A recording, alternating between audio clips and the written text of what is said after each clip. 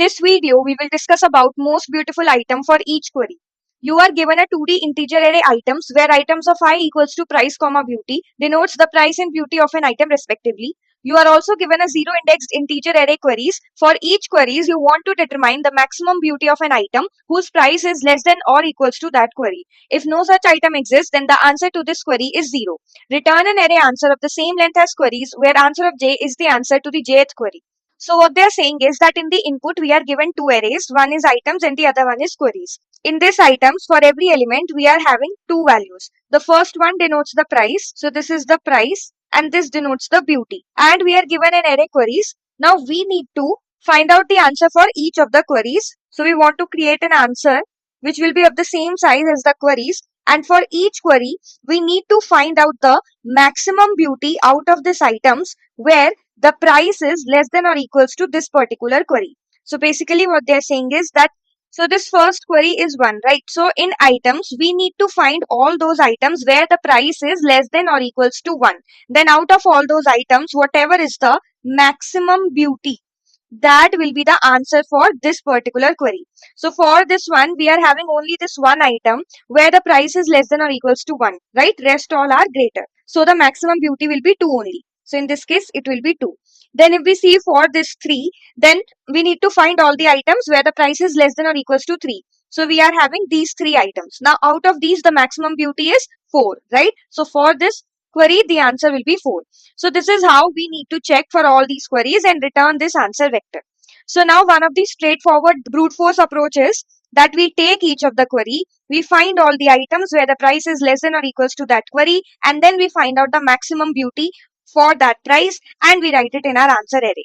But see, the queries are given to us as 10 to the power 9 and the items are given to us as 10 to the power 5. So this will be very inefficient. Why? Because whenever I am at this query 1, I will have to traverse the entire array of items starting from the first element till the last element, right?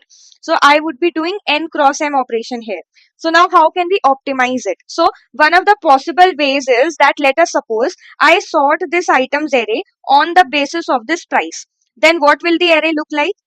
So after sorting, our array will look like this. Now what you can do is that, okay, when you want to find the price less than equals to 2 for this query, whenever you will come at this point, right? You can check for these two items, but when you will come at this particular element, now you know that the price has become greater than the current query. So you can stop here and whatever is the maximum beauty till now, that should be the answer of this particular query, right? But in the worst case, what will happen that here we have 5, right? So again, you will have to traverse the entire items array. So again, in the worst case, the time complexity will be n cross n, right? So this also won't work. So now how do we optimize it further? So see, we need to reduce our number of traversals in the items array. What if we do some pre-computation so that we do not have to traverse again and again for the same items?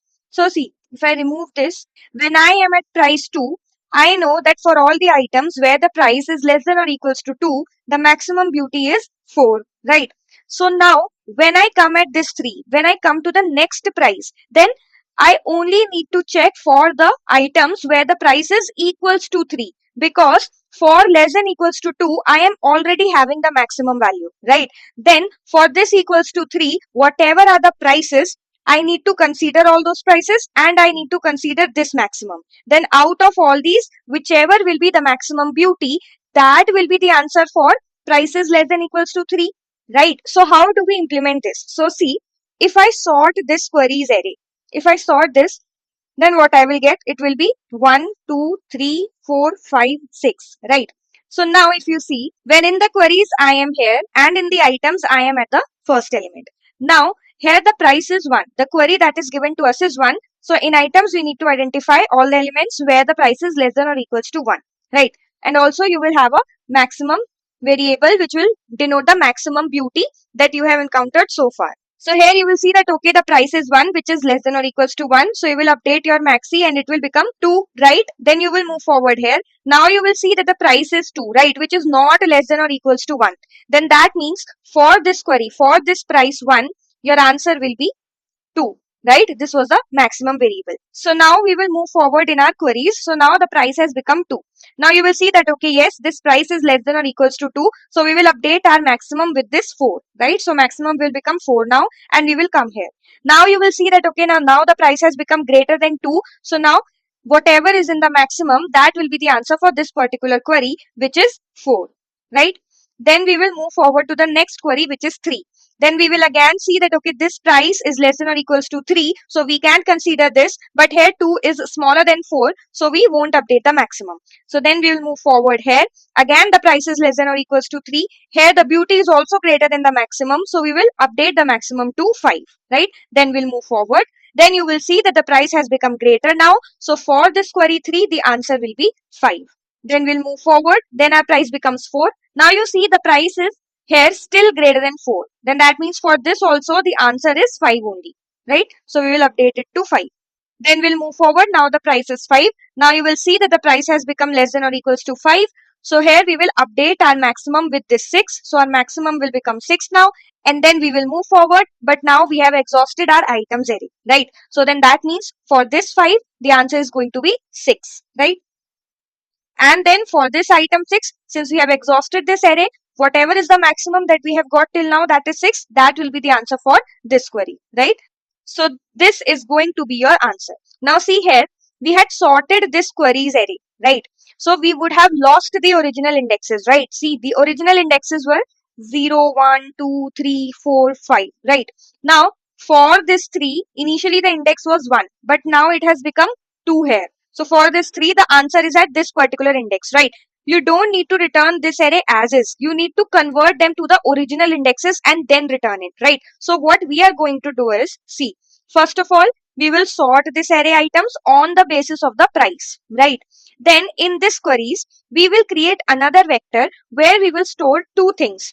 First one will be the query, right? And the second one will be its original index, right? And then we will sort this vector on the basis of this query. So you will get this, right?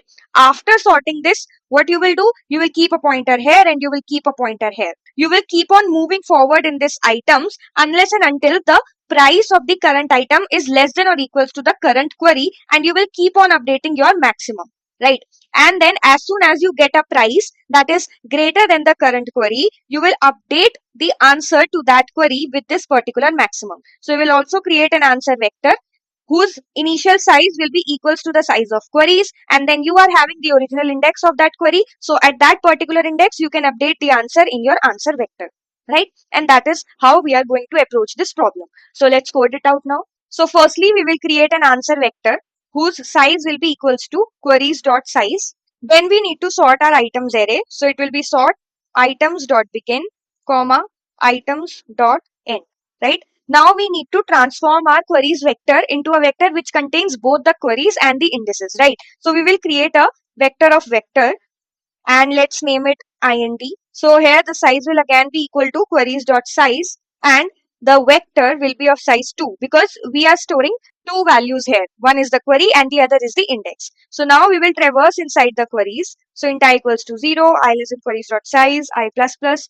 Now inside this what we'll do? In int, at the index I, the 0th value will be equals to queries of I, which is the query, right? And the next value will be the index I, right?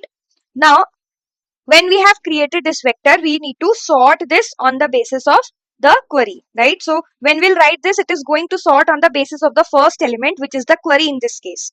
And in this items also, the first element was price. So it is going to sort it on the basis of price. Next, we need to create a variable which will track the index of the item. Int item index equals to 0.